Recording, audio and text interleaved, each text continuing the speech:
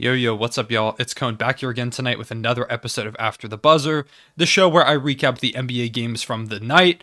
I'm not going to talk about every single game because, as usual, there were a lot of them, but there are 5 games that I want to focus on, and the first game that I do want to talk about is the Cavaliers versus Knicks game. Before I get into it, make sure to leave a like and subscribe. I drop these videos most nights a week, and also it really helps out my channel, whether you like or subscribe. Also, comment below your takeaways from the games today so I can kind of get what your thoughts are. Appreciate it. Heading into this first game, Cavs versus Knicks. Cavs come out on top 126 to 109. Now, if I told you a player in this game dropped 37 points and hit 8 of 8 from 3, and I told you make a guess, maybe your first guess, your second guess, and your third guess, I don't think unless you watch this game or you know what already happened, that you would get which player I'm talking about. The player I'm talking about is Ricky Rubio. Ricky Rubio tonight had 37 points, 10 assists, and was 8 of 8 from 3. He was hitting sidestep threes. He was hitting shots from the mid-range. Ricky Rubio was doing literally everything in this game. He was an unstoppable offensive force. To all the people that were saying that Josh Giddey, the Thunder's draft pick, was going to be like Ricky Rubio, I hope you were talking about this version because Ricky Rubio was ridiculous tonight. It looked like the Ricky Rubio from the Jazz Thunder series from a few years back when we had Melo. He was crazy, and he was the spark plug for this Cavs team. He was their best player tonight, but a lot of the other young guys also showed out. And what I want to talk about in this section of the video is how the Cavaliers it feels like they're building something special in Cleveland right now. Coming into the season, I believe it was the preseason hot takes video. Someone said to me, they said, I think the Cavs can make the playoffs. Not even play in, just make playoffs. And I said that was a terrible take. I said it didn't make any sense. They weren't ready yet. They were too young. And while I still don't think that they're beyond a play-in team, play-in looks very possible for this Cavs team, and that's in most part due to the play of Jarrett Allen and Evan Mobley. They are one of the best 4-5 duos in the entire league at this point, and they're both still super young. Evan Mobley's a rookie, and he already looks like... Now, I knew he was going to be good.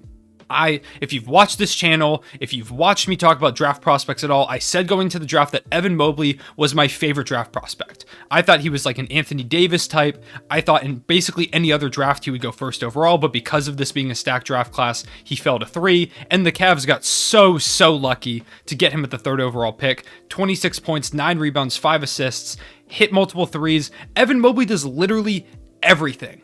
And he already looks like a generational defensive prospect, so when you add in this level of offensive production from him, Evan Mobley is going to be the best player from this draft class. If I had to pick someone today, I would pick him.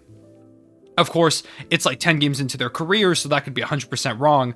But every time I watch Evan Mobley, every time he steps on the court, he makes such an immediate impact on both sides of the ball. And that's special for a guy that a lot of people thought might have a bad rookie season, where he might come in and struggle due to a skinnier frame, figuring out a tough position, and playing alongside a guy like Jarrett Allen trying to compete for minutes, figure out how to play the 4 rather than the 5, and he has fit seamlessly. He's made it look super easy. He is one of multiple rookies in this draft class that you never would guess is a rookie if you didn't know going into watching him play.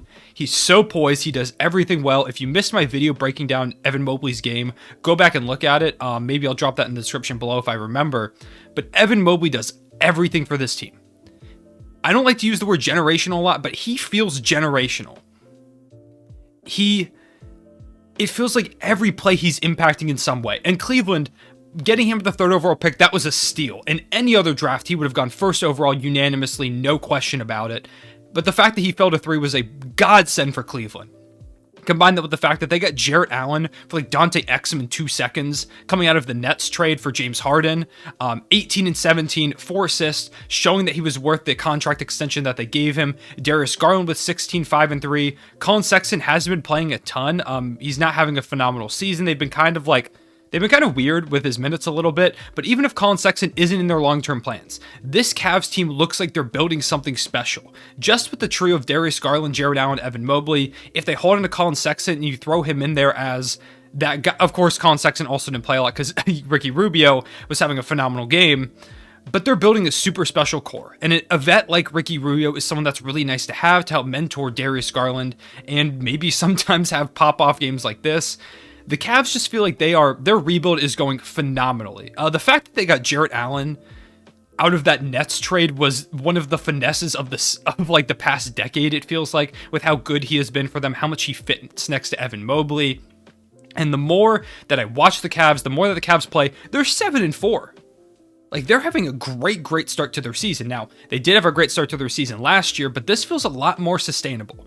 Not necessarily them making the playoffs.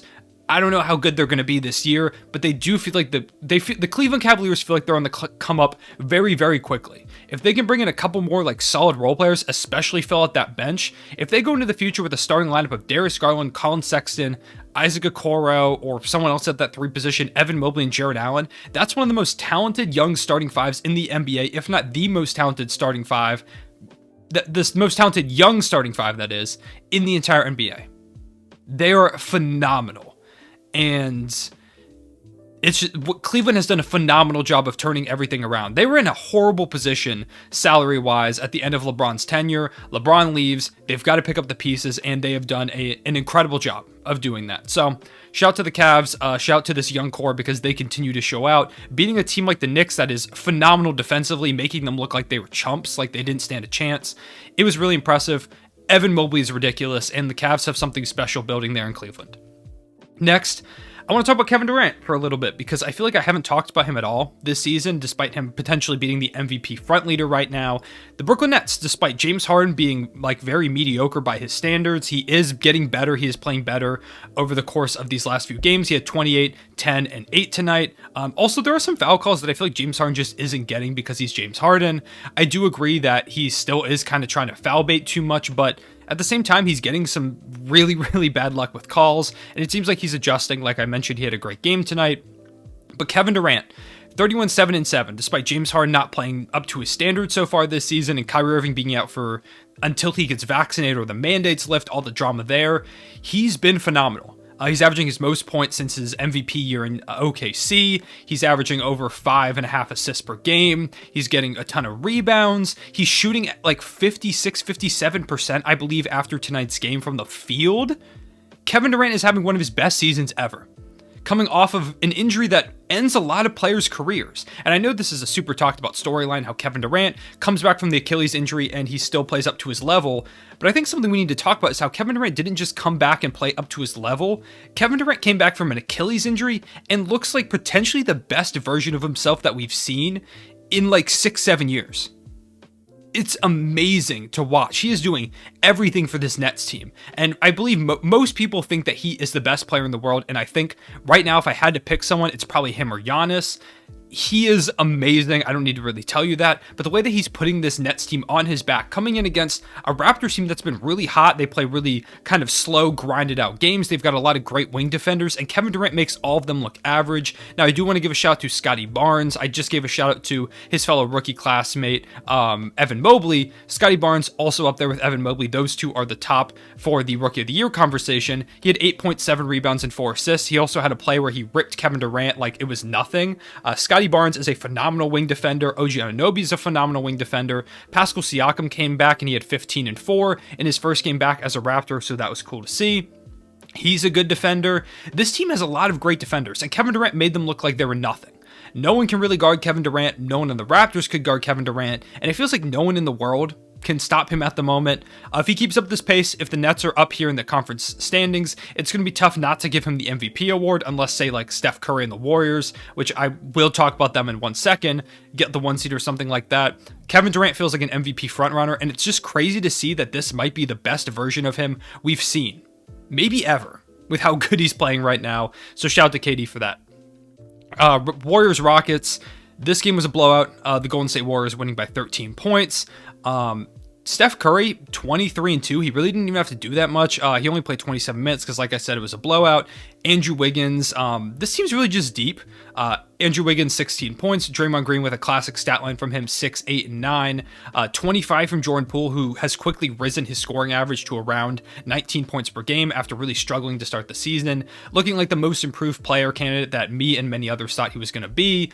Damian Lee with 4. 10 for Gary Payton II. I can't believe they managed to bring him in. He's been a stud for them defensively, and even scoring 10 points. That's phenomenal from him. 8 for Juan Toscano Anderson. 15 for Otto Porter. 9 for Nemanja Bjelica. This team is super deep. There were a lot of people coming into the year saying that, like, oh, why do people think the Warriors are going to be so good? Without Klay, it's just the same team. It's not, because Jordan Poole's gotten a lot better. Steph Curry's fully healthy. He was fully healthy last season, but Having more help now, it should help him stay healthier. Damian Lee is a solid piece. Gary Payton II has been a solid piece. Stretch guys like Otto Porter and Nemanja Bjelica are making a big difference. This Warriors team is so much better than last year's team, and they're currently the number 1 seed in the Western Conference. They're dominating right now. I believe they're 8-1 now. The Rockets on the other side are 1-9. This Warriors team is super nice, and they right now look like the team to beat in the West, at least to start the season. There's still a lot of season to go, but for right now, that's what they look like. On the Rocket side of the ball, 21-10 from Jayshawn Tate, who had a good game.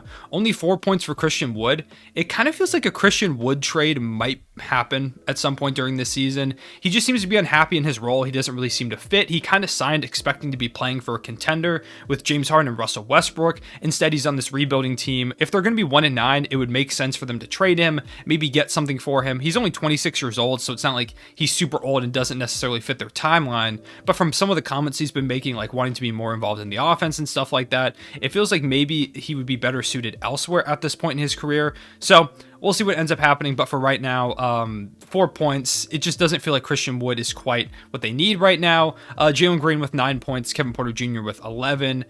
No one was really just doing great. 12 from Alperen Şengün, give him that shout out in 16 minutes, but the Rockets once again get blown out to fall to 1-9.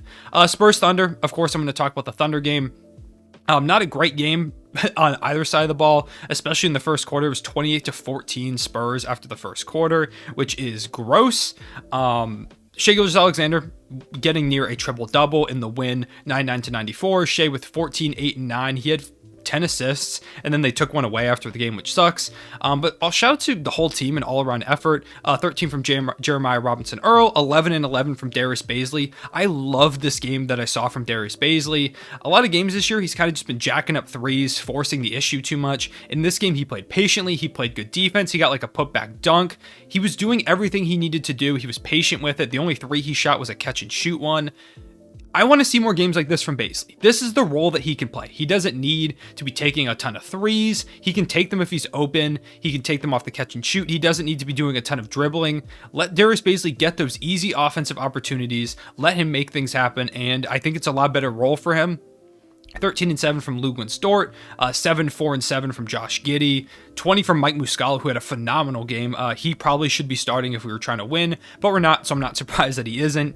Overall, the Thunder just having a great game. And on the Spurs side of the ball, 22 from Keldon Johnson. DeJounte Murray had 10, 8, and 9, so a near triple-double. 15 from Lonnie Walker, 10, 8, and 3 from Thaddeus Young. All around, the Spurs aren't very good. They're 3-7 at this point. Thunder 3-6 after this win. Now on a 2-game win streak for a team that a lot of people said was going to go 0-82 to start the season. The Spurs just kind of lack like a player like SGA that can really create offense for them. There were times where it just got super stagnant. They couldn't get someone that they could kind of go to for buckets when they needed it, and that really showed in this game. Hornets Clippers, final game I'm going to talk about because this video is getting kind of long. I watched pretty much this entire game, and it felt like the Hornets were kind of in control with the 7-minute, around like 7:09 or 7:10, I believe, in the fourth quarter. They were up by double digits. It felt like they were kind of cruising a little bit, and then they scored 4 points for the rest of the game.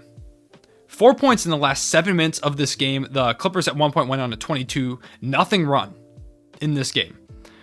Clippers winning 120-106. Paul George didn't even have like a great game. He had 29 and 8 assists. He also had 8 turnovers, which was really bad. So he went for the quadruple double, it seems. 14 from Zubac, 19 from Reggie Jackson, who just lets threes fly like I've never seen.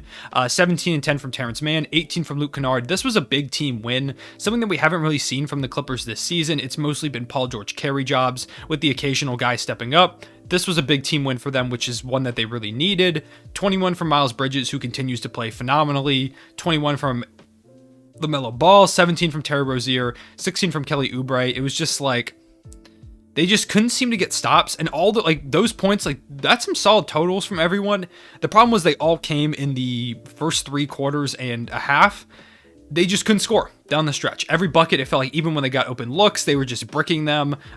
They even struggled to create those open looks. The Clippers defense really locked in, and I think that's where a lot of times they kind of they get their wins is that on that side of the ball with talents like Paul George. They don't have like a Marcus Morris right now, but Nick Batum, Reggie Jackson's a solid defender. Eric Bledsoe's a solid defender. Terrence Mann is athletic. They've got some guys that can get you stops, and it really showed at the end of this game. The Hornets, despite having a great offense, allow a ton of points per game. They can't get stops at all, and that was really what shined at the end of the game. So those are my thoughts on the games. Let me know what you thought about them in the comment section below. If you made it to this point, drop a Ricky Rubio is the GOAT in the comment section below to let me know you made it this far. I appreciate y'all watching. I will see you all later. Real One Set back.